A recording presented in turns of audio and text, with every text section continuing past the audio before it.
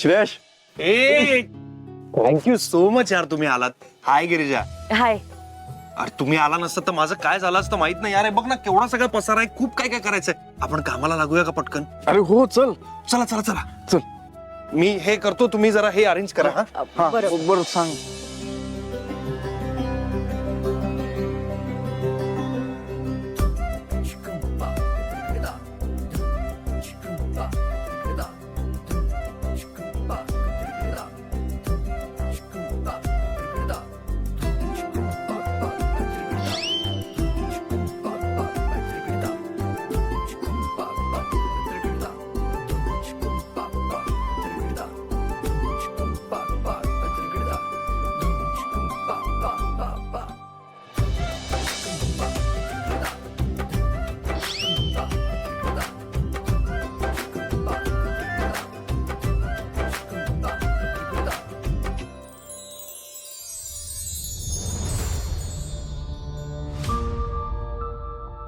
ताई, कसं असतं ना, एरवी लग्न म्हटलं की किती तयारी, खरेदी, काय काय रीतीभाती असतात.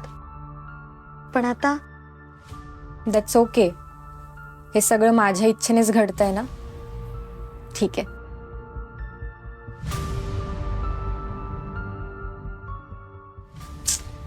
श्राऊ, काय करतेस तू? हे जरा नीट घडी घाल ना. तुला माहितीये ना मला हे सगळं पर्टिक्युलर लागतं. I know. मग लग्नाच्या बाबतीत का करतेस तू असं? काय केलं मी आता?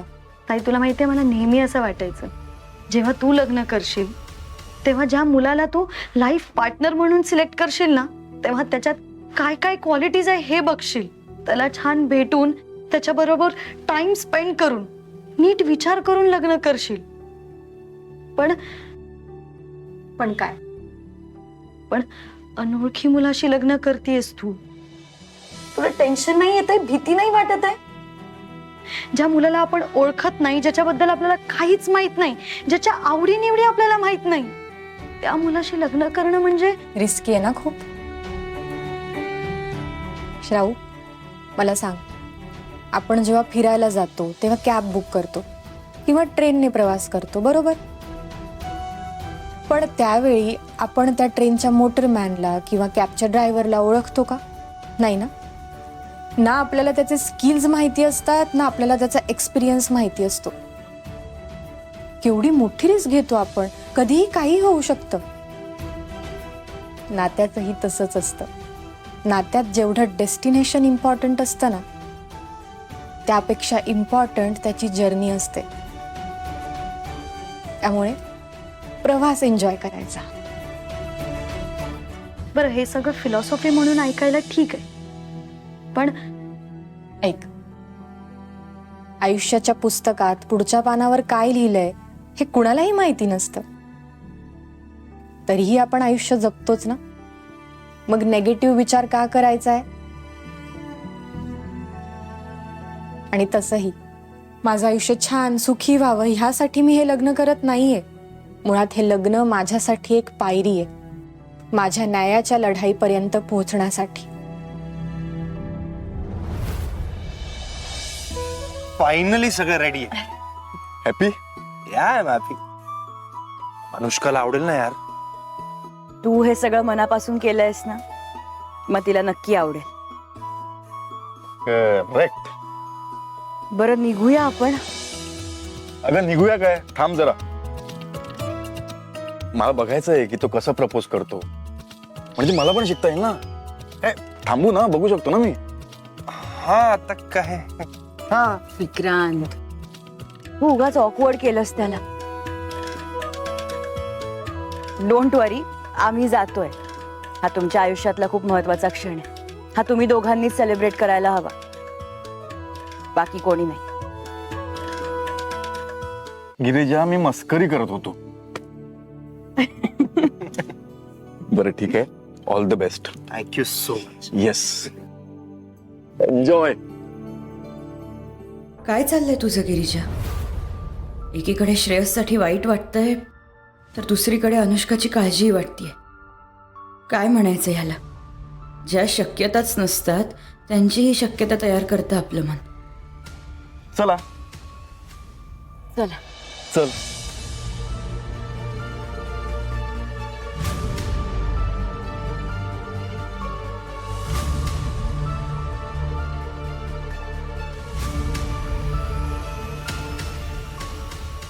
अनुष्का, अनुष्का. श्रेयस आता थांब बघते.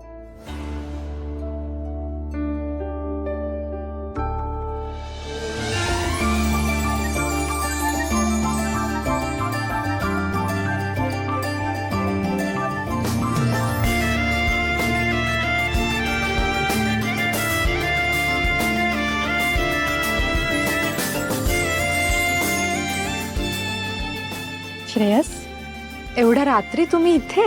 तुमच्यामुळे. मी काय केलंय? काय केलंय? झोप उडाली आहे माझी तुमच्यामुळे.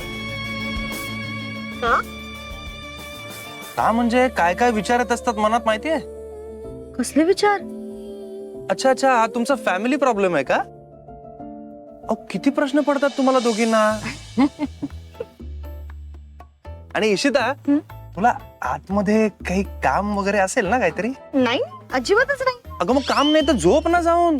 कशाला जागरण करतेस एवढं? डार्क सर्कल्स बघ किती वाढलेत. एक मिनिट, मला काही डार्क सर्कल्स वगैरे नाही झाले आहेत. हा, उगाच मला पळवू नका. आणि मी ताईला सोडून कुठेच जाणार नाही. Good girl. ओ, चिडल्या इशिता मॅडम वाटतं. बरं, आय एम सॉरी. मी रिक्वेस्ट करतो, प्लीज प्लीज आम्हाला थोडी प्रायव्हसी मिळेल का? अजून ओके, हात जोडून रिक्वेस्ट करतो, प्लीज आम्हाला थोडी प्रायव्हसी मिळेल का? That's good. I like it.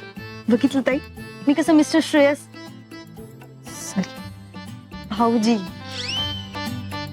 यांना आतापासूनच असं वाकायला लावते. वाकायला? ठीक आहे ठीक आहे, वाकायला होते. हो, बरं, you guys carry on and enjoy.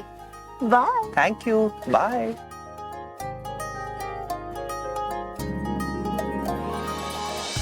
बोल, काय काम होतं? काम? काम काही नाहीये. कामाशिवाय भेटायला येऊ शकत नाही का वुड बी बायको? एक्सक्यूज मी, काय म्हणालास? तेच जे तुला ऐकायचंय. उगाच काहीही. का तुला नाही वाटत असं की मी तुला असं प्रपोज करावं? खरं खरं सांगा, चिटिंग नकोय. नाही, असं मला काहीही वाटत नाही.